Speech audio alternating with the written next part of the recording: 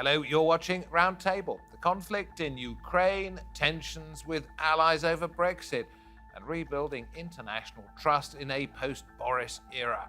Britain's next Prime Minister will have a lengthy list of international challenges to deal with.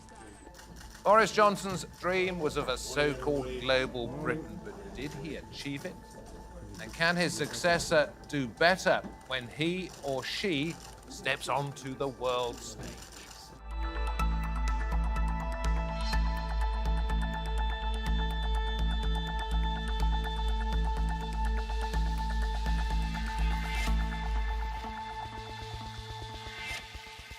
Very good to have your company. I'm David Foster. The UK Prime Minister Boris Johnson may be about to quit the international stage, but the consequences of his foreign policies will remain.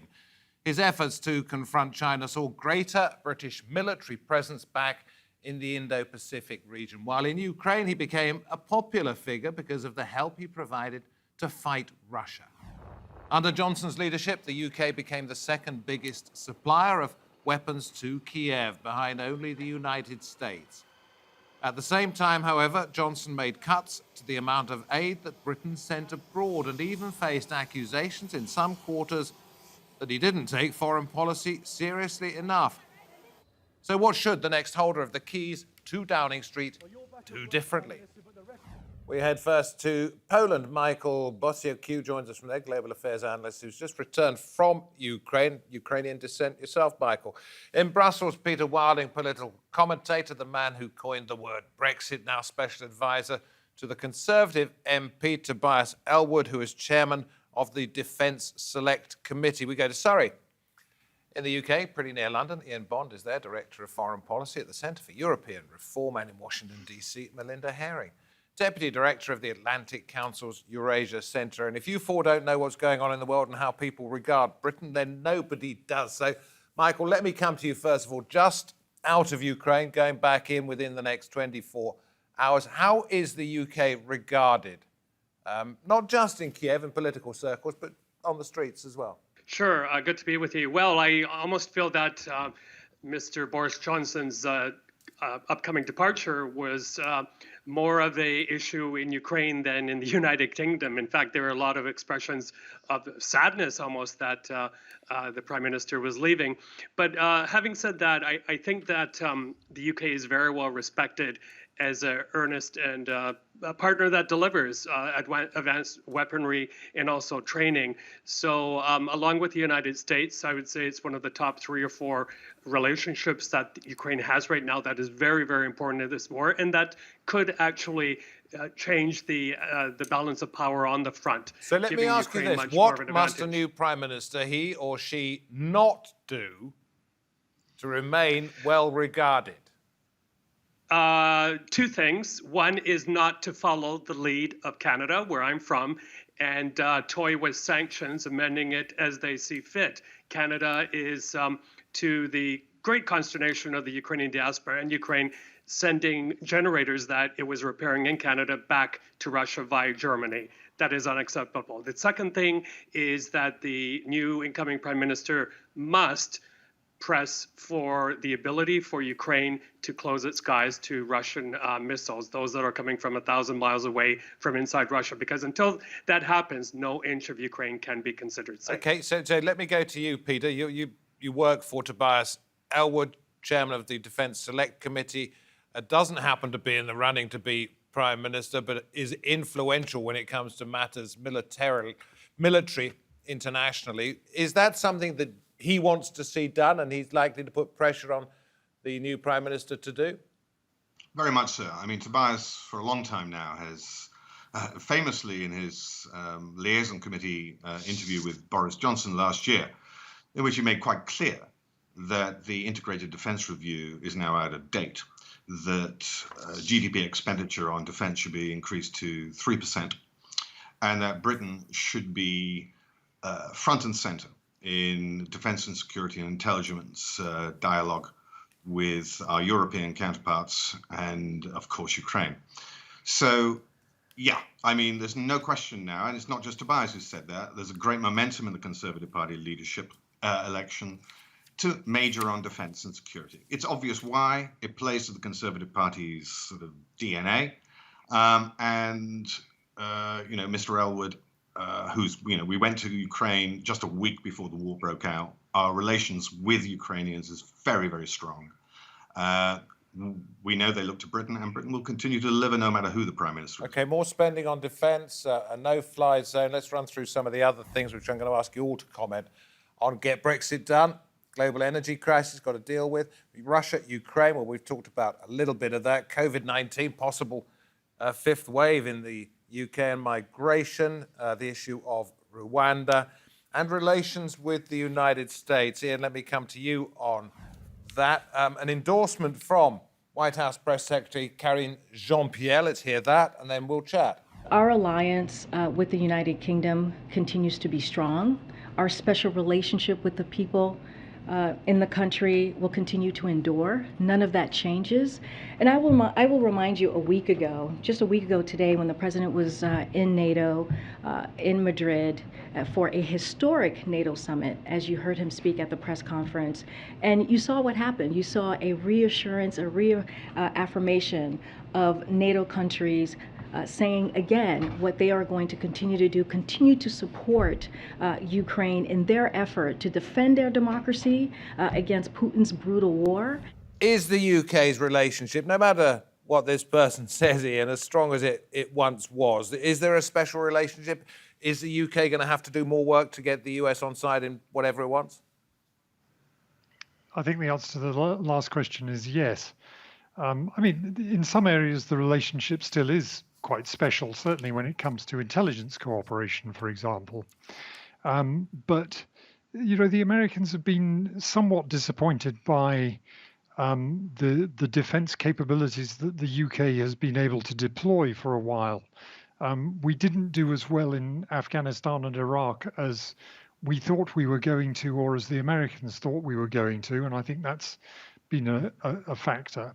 And I don't think that the relationship between Joe Biden and Boris Johnson was a particularly warm one, and I think that's something that an incoming Prime Minister will probably want to correct. Was that frostiness, if you like, coming from the US president, or was it something that Boris Johnson imposed upon the US-UK relationship?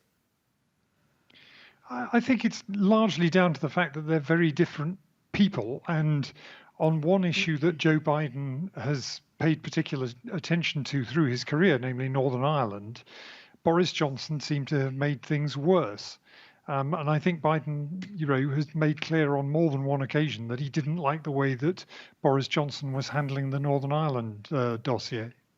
Melinda, I'm coming to you on that. You were talking, or you were nodding your head in agreement with what Ian was saying about the frostiness, or if you like, the cloudiness of the relationship. And Northern Ireland does feature highly on that list of disagreements, does it not? Do you think a new Prime Minister is going to be able to reset? I think a new Prime Minister has an opportunity to restart the relationship. You have to remember Boris Johnson bet his house and more on making Brexit happen. So he was really confined, and he had to focus on that. Now that when we get a new Prime Minister, they will be able to rebuild that relationship both with Washington and with the European Union, and it's well time. And what if they rip up the Northern Ireland Protocol? Does that mean, as far as Joe Biden's concerned, that's the end of any good intentions from the new UK Prime Minister? I don't know that it'll depend just on that. I think that the Washington will be watching, a lot of different signals. I think Ian's right that Ireland does matter, but we're going to be watching what the Brits do in Ukraine. We're going to be watching their attitude as they rebuild the relationship with the European Union as well. And then I think the bigger issues that the next Prime Minister are going to get pulled into are all the issues that we're looking at. We're going to see higher energy prices in the fall. We're going to see a famine coming unless the blockade along the Black Sea port can be relieved. So I think these are some of the big issues that everyone's going to be facing very soon. Well, I'm going to go back to Michael about that blockade on Ukraine's ports in just a moment, because some suggestion today that there was a move afoot to ease that so that grain supplies could get out. But I'm going to continue on the Brexit theme, if I may. Let me go to you, if I may. Peter, and ask you about this. Mr. Brexit, I'm sure you hate the fact that you're now known for that when you've done so many other extraordinary things in your life, but you did coin the phrase. That's the biggest issue, isn't it? Because everything fits together with the UK relationship with the European Union, and then, by extension, Ukraine, and then, by extension, the United States. Brexit's got to be sorted, hasn't it? Of course, but sorted is a very, very loaded point. And thank you for referring to it. Yeah, it was coined 10 years ago to say that Grexit, you remember the Greek exit from the euro, which was potential, could be followed by another very sad word, Brexit. And what I said was there that it would make, it's a word like Versailles or nowadays, because it represents a fundamental revolutionary shift in British foreign policy, which has abandoned so many of the statecraft intentions of the United Kingdom since the Second World War. The tragedy is it was based on an emotional appeal without reference to the actual facts on the ground. And that was the sad truth. And it's nothing to do with the public. It's a political establishment which simply failed to communicate the virtues of British power in the world and what it meant and how to achieve it. So the tragedy here is that the current leadership contest and the Conservative Party in its current state is unable to change the foreign policy drift post-Brexit. So apropos your point earlier on about the Northern Ireland Protocol, the candidates will outbid each other to state that they will continue with basically the culture war on the EU in order to gather the votes in order to get them over the line. So we're now moving into the kind of end of days in the Conservative Party, akin to 1995-97, you remember, under Major, where there was simply no possibility of putting Humpty Dumpty together again. But I make it more akin to 1903-05, you know, the destruction of the Balfour government over free trade and protectionism. Sometimes the Conservative Party just destroyed itself through ideology. This is one of those times. Brexit is the cause. They can't solve it. So the United Kingdom is in stasis at the moment. So are you suggesting that no matter what he or she, the new UK Prime Minister, does, those glory days of being a global power, influential in pretty much everything, are gone? There are two aspects of power in the world, hard power and soft power.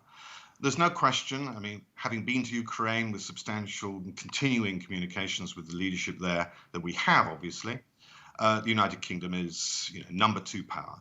Highly respected, got in early. I would say that's more to do with Ben Wallace than it is with Boris Johnson. Ben Wallace being the UK Defence Secretary. When number 10 was effectively paralysed by the first Partygate scandal, Ben Wallace, as Defence Secretary, basically pressed the button without reference to number 10 and got going with the supply of anti-tank weaponry. So full credit to him, let's be frank. So that's why the Ukrainian government is aware that Boris Johnson makes no difference at all to the UK Peter, foreign policy. I'm going to stop you there because I want to go back to Michael on something I referenced before people forget that I did. This idea of freeing up the grain, the harvest in Ukraine and getting it out to those people in the wider world who desperately need it because we see approaching famines elsewhere. Could the UK play a part in offering escort of these Ukrainian ships across the Black Sea and out? Sure, I think the UK could play on two fronts there. One would be the diplomatic track to put pressure on Mr. Erdogan to allow a deal to be worked out with the Russians, because don't forget, the Turks also depend a lot on Russian tourism. So they will also have to probably sacrifice some things, their trade tourism relationship, in order to allow this deal to happen. But the other thing, yes, the UK could be one of the coalition partners in order to allow the grain to flow And Turkey freely. is said very much to be behind the scenes working on making this happen to prevent this terrible sort of hunger from hitting the rest of the world. Yeah, which is why we should be calling it a global war, not a Russia-Ukraine war. But look, even if we have the Russians at the table and they're nodding their heads in agreement and sign on the dotted line, they're very well known for not respecting their agreements. Since 2014, they violated ceasefire after ceasefire. Look at what they're doing to their agreements in terms of humanitarian corridors. They agreed to allow civilians out, and then what do? They shoot at them. So we have to be very, very careful in terms of the trust that we put in any sort of agreement there. Okay, Peter, talking about the wider conflict or the wider problems that this conflict may bring about, leads me to think about aid that is given by the UK to overseas. And of course, that's been cut back significantly in recent years. There is no department for it as such anymore. It's brought under the umbrella of the Foreign Office. And Britain has been accused of weakening its position in terms of overseas influence by not giving as much money as it did before. Do you think that's something that the new UK Prime Minister would probably revisit, or is that gone away? Possible. Penny Mordaunt, of course, was a former International Development Secretary when the office was still independent. So if she wins, I would expect her to see international development in the context of British soft power.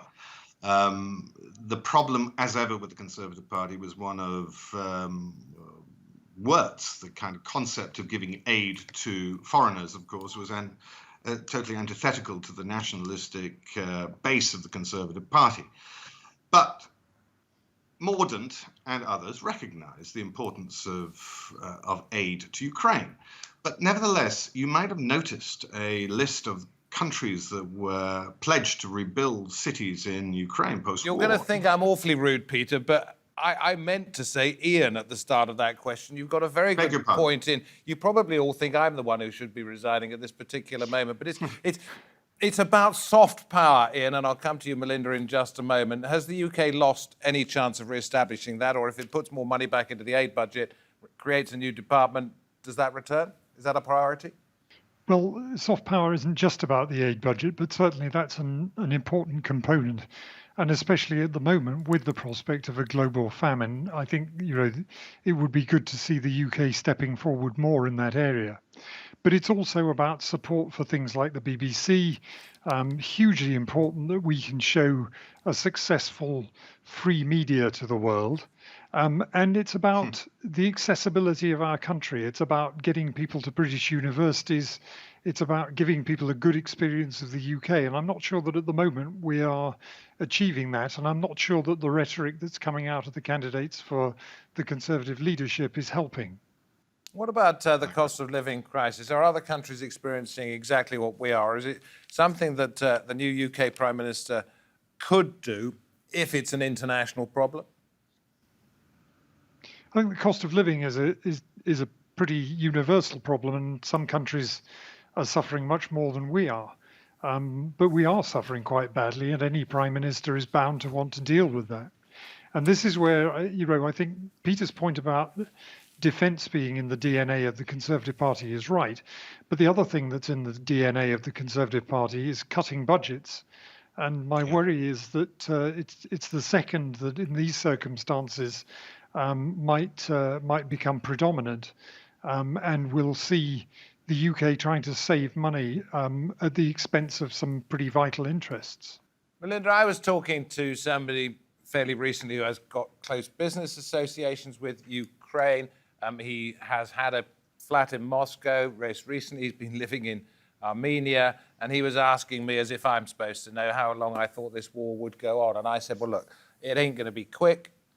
It's going to be 3 to 4 years, in my opinion, before everything's sorted out. Therefore, in the meantime, if it's not simply supplying military hardware, what can, and this is what this programme is about, a new UK Prime Minister do to bring about the end of this conflict as quickly as possible?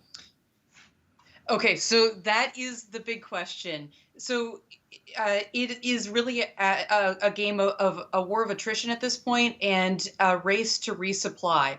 So I know you don't want to hear that, but the British government, the American government, and all of Ukraine's Western allies need to continue to send heavy equipment and ammunition and all the things that the Ukrainian government is asking for. I just got back from Lugano in Switzerland. The Ukrainian government had a conference there on recovery and reconstruction. The needs are immense. They say that they need $1 trillion to rebuild, but they're not ready to rebuild. Today, we're seeing bombings deep in central Ukraine. I think Sarah Rainsford at the BBC put it right. There is no safe place in Ukraine now. But the immediate worry right now is getting Ukrainians back to the country and reopening schools and getting the economy working again. The UNDP estimates that 9 out of 10 Ukrainians will be poor if the war doesn't end by Christmas. In terms of how long will this go on, I think we're looking at a long, Vladimir Putin made his name and his reputation in these conflicts that go on forever and ever. I think we're looking at a long frozen conflict unless we can send enough heavy weapons now to change the balance on the ground. But there's a danger here, isn't there? Because if it goes on for a long time and there's pressure on an economy such as the UK's because of high energy prices, et cetera, you cannot afford any longer with rising inflation to keep sending all of these weaponry and intelligence officers and trainers, if you like, to a country that desperately needs it. We've seen it in Germany, where they've effectively said, if you want us to rebuild your country after the conflict, then we're going to have to not fall into recession, which is being caused partly because we're not being able to buy Russian oil and gas. It can't go on forever economically, can it?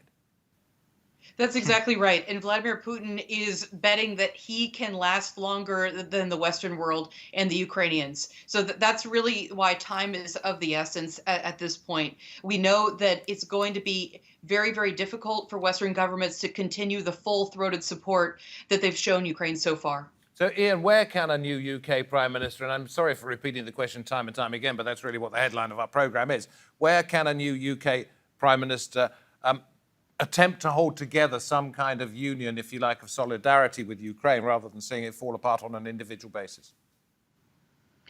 Well, partly it's a matter of what the UK does itself. So I very much agree with Melinda that the continued supply of heavy weapons is very important.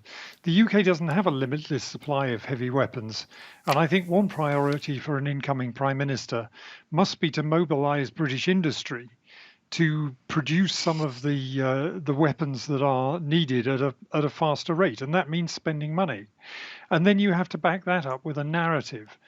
You have to explain to people why these are costs that are worth bearing, because actually the consequences, if Vladimir Putin wins, are much, much worse for European security, including British security. Indeed. And then I think I'm sorry to stop here. I'm going to stop because we've got about 4 or 5 minutes left, and I want to bring Peter back in again, and then Michael to talk about your next trip into Ukraine. Let's hear from the Russian ambassador to the United Kingdom before I come to you, Peter.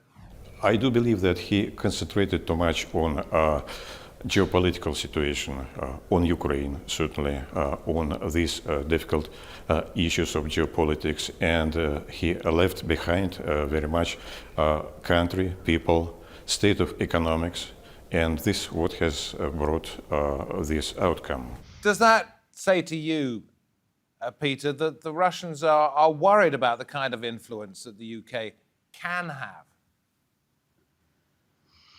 Well, look, let's be frank about it. Obviously, the UK is a big player in the Ukrainian situation. Well done to the UK. But of course, it's lost huge negotiating and influence power by departing from the European Union and for getting a reputation, as Ian was referring to earlier on, for not being, let's say, statesmanlike in its behavior. But the major point is, and I think what probably everybody would agree with, the facts on the ground in Ukraine are not going to remain attritional for long. There will have to be, and it's much predicted, a Ukrainian counteroffensive. This war isn't static yet, and we must recognize when you're talking about how long will it last and will the economy bring the war to an end. The economy has never brought the wars in the past to an end, and the question of the future vis-a-vis a UK Prime Minister is now to seize the moment. The problem with British leadership for the past 30 years is it's never instructed the people to understand how the world works. Now we have a kind of fact-right battle between the free world of democracy, and the UK can lead it or be part of that leadership. But we don't have the political rhetoric, as Ian referred to earlier on, to be able to inspire the public in that. So really, it is a question of leadership. And time will tell whether the UK can seize back some kind of political agenda and leadership within it, because frankly, it's been out of the game for the best part of 6 years. I would suggest, when you're talking about economies and conflict, that the destruction of economies has led to war in the past, to conflict in the past. I mean, for example, just prior to the war of 1939, 1945, we saw the German economy shattered by the conditions imposed upon it after Versailles. So we have to be very careful what kind of peace we aim for. Michael, I'm going to come back to you because you told me at the start of this program before we started to record, yes, you've been in Ukraine. You are going back. What kind of message do you want the British people to send to those of Ukraine in these most difficult of times? Thanks for asking that. Well, there are a couple of things here. One of them is that the only thing that will stop Vladimir Putin for continuing this war, I think, is China. Xi Jinping is watching this war very carefully. He's watching the reaction of Western allies. And the reason for that is he wants to know how far he could go in issues like Taiwan, whether it's now time to make that move for Taiwan, because he knows that probably the United States won't come to its support. But the other thing, of course, what is really needed is, as Melinda and others referred to, is that high-tech weaponry to push back the Russians. And if I could add something else, Ian, I believe, mentioned support for the BBC. I'm also going to be working with partners to help drum up support for the ailing media sector in Ukraine. It's on life support right now because the ad market has collapsed. Everyone knows that without a vibrant, diverse media sector, it's very difficult to counter things like Russian disinformation. Okay, listen, thank you very much indeed. As you were saying, Xi Jinping will be watching this war. As you got halfway through that, I thought you were going to say he might be watching this program. But if he does, he will have listened to the four of you explaining the problems on the new British Prime Minister's plate. Thank you for doing so. It's been fascinating. Good to have you with us. Good to have you wherever you happen to be watching this program. And we hope to have your company next time. Until then, from me, David Foster, and the Roundtable team, very goodbye.